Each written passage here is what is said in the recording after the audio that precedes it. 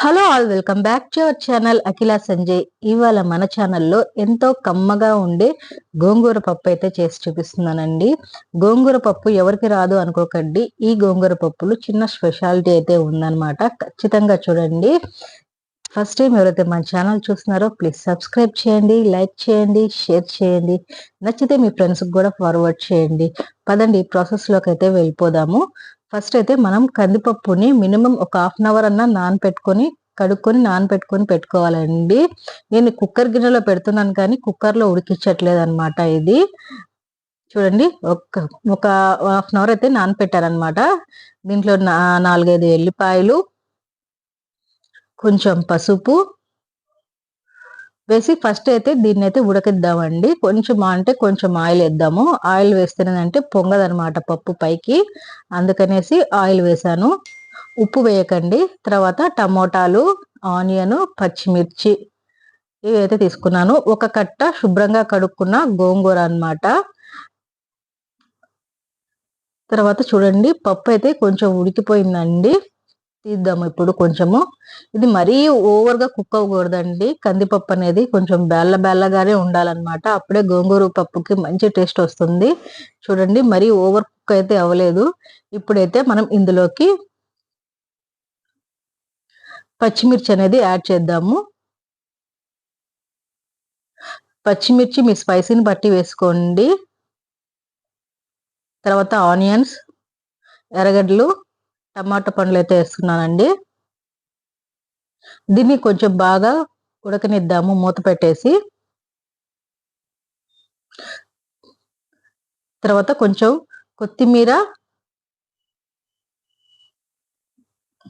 కొత్తిమీర కంపల్సరీ వేసుకోండి, మంచి టేస్ట్ వస్తుంది గోంగూర పప్పులో అయితే.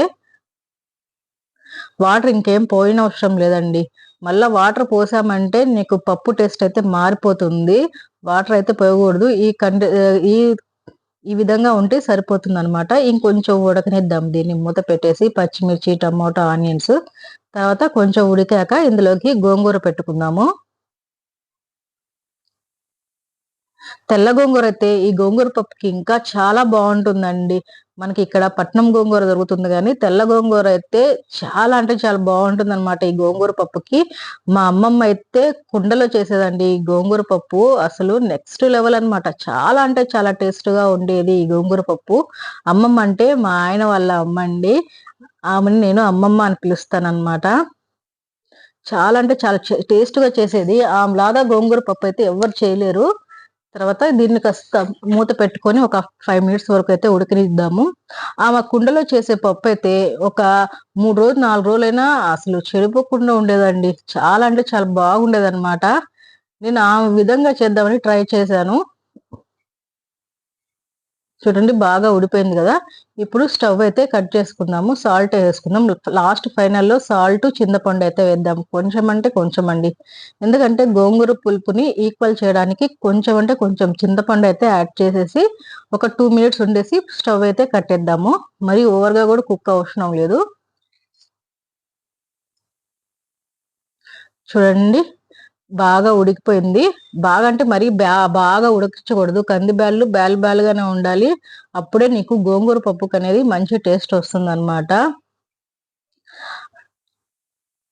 మా అమ్మమ్మ చేసే ఆ గోంగూర పప్పులో ఉల్లిగడ్డ కారము గాని, ఎల్లిపాయ కారం గాని వేసుకొని తింటే చాలా అంటే చాలా బాగుండేదండి.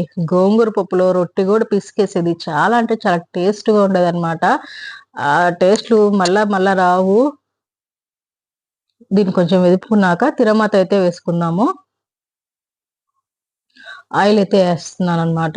తిరగమాతకు సరిపడా ఆయిల్ అయితే వేద్దాము. తిరగమాతలో ఆవాలు, జీలకర్ర, ఎల్లిపాయ, ఎండుమిర్చి అవైతే వేసానండి. ఆవాలు, జీలకర్ర, మెంతులు, ఎల్లిపాయ, ఎండుమిర్చి వేసి కొంచెం బాగా వేగనిద్దాం వీటిని. పోపు యాజ్ యూజువల్ మనం పప్పుకి ఏ విధంగా పెట్టుకుంటామో ఆ విధంగా పెట్టేసుకోవడమే అనమాట. ఒక చిన్న ముక్క ఆనియన్ మిగిలితే అది కూడా వేసాను పోపులో నేను. తిరగమాత అనేది మరీ మాడిపోకూడదు, అట్లా అని పచ్చి పచ్చిగా ఉండకూడదు, మీడియంగా ఉండాలి. తర్వాత కరివేపాకు యాడ్ చేస్తున్నాను. ఇప్పుడు పప్పులోకి అయితే యాడ్ చేద్దాము. ఇప్పుడు సుయీమ్ అంటుందండి. సుయీమ్ అనంగానే మూత పెట్టేసేయాలా. ఆ ఫ్లేవర్ అంతా బయటికి వెళ్ళకూడదనమాట. పప్పులో అలా తిరుగుతూ ఉంటుంది ఆ ఫ్లేవరు. చాలా అంటే చాలా బావుంటుంది ఆ ఫ్లేవరు. తర్వాత దాన్ని స్టవ్ మీద పెట్టేస్తున్నాను నేను. ఒక 2 మినిట్స్ అలా ఉంచేసి తిప్పేసుకొని స్టవ్ అయితే కట్ చేసేసుకుందాము. చాలా చాలా యమ్మీగా ఉండే గోంగూర పప్పండి. చాలా టేస్ట్‌గా ఉంటుంది.